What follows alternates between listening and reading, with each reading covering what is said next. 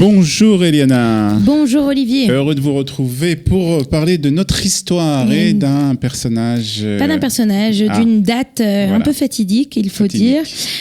Puisqu'aujourd'hui nous sommes Rosh Chodesh Tammuz, le jour 1 du mois de Tammuz. Et à cette date, en 1391, on a eu des persécutions anti-juives en Espagne, très connues.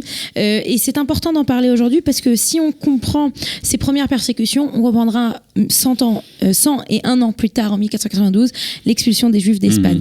Alors, c'est là que tout a commencé en fait ? C'est là que tout a commencé. Alors en fait, on a en 1391, en Espagne à cette époque-là, d'un côté, on sait qu'on a une population juive qui va bien, mais d'un autre côté, c'est plutôt l'Espagne elle-même qui vit une période troublée.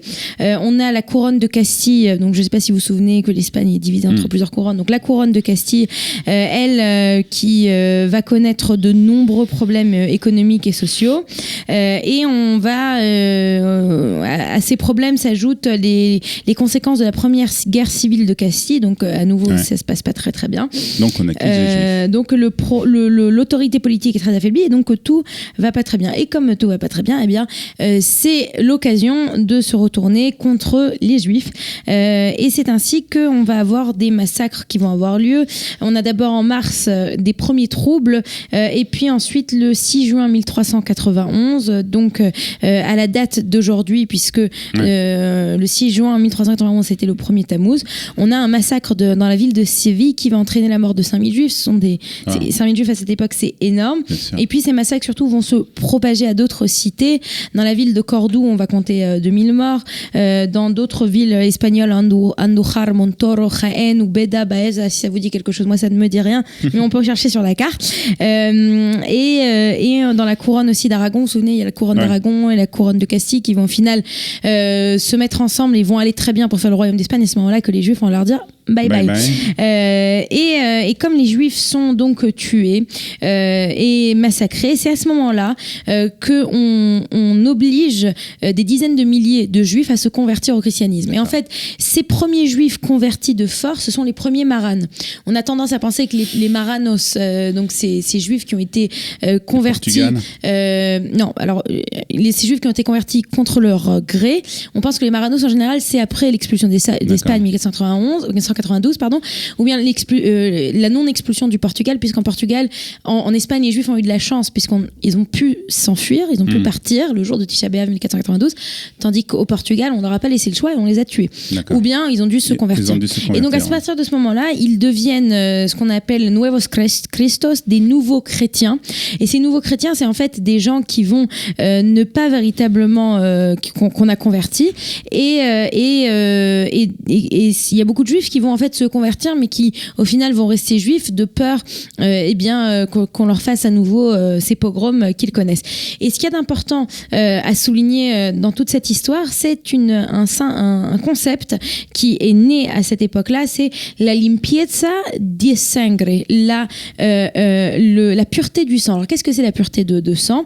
Eh bien c'est un concept que nous on va connaître, on va comprendre entre guillemets plus tard avec les lois de Nuremberg, c'est-à-dire est-ce qu'une personne est véritablement chrétienne ou qu'au final elle a des quarts de sa généalogie qui ne sont pas juifs. Et c'est donc à ce moment-là qu'on va, dès 1391, on va avoir ce concept qui va se développer avec d'un côté les vieux chrétiens, c'est-à-dire quelqu'un qui n'est pas du tout ni juif ni mort, donc musulman, et de l'autre côté on va avoir les nouveaux chrétiens qui peuvent être ou des juifs ou des musulmans qui sont convertis, le plus souvent c'est par la force, et en fait on va se douter de la réalité de la foi. Et cette obsession de cette pureté du sang, eh ben, elle va entraîner et au XVIe siècle et au XVIIe siècle, on va interdire à ces gens-là d'accéder à des principales institutions civiles ou ecclésiastiques espagnoles, c'est-à-dire qu'on doit vérifier, il faut que la personne produise un certificat du statut de pureté de sang qui coûte très cher. Il faut prendre entre guillemets appelle ça, un enquêteur privé qui va prouver que vous êtes un vieux chrétien, que vous êtes véritablement chrétien. Et donc c'est important. On va remonter dans les générations. On va remonter dans les générations, et c'est important de parler de ça entre guillemets, enfin pas entre guillemets, c'est important d'en parler, puisqu'il y a toujours une question qui se pose, qui est quand on parle du nazisme, est-ce que le nazisme a tout inventé ?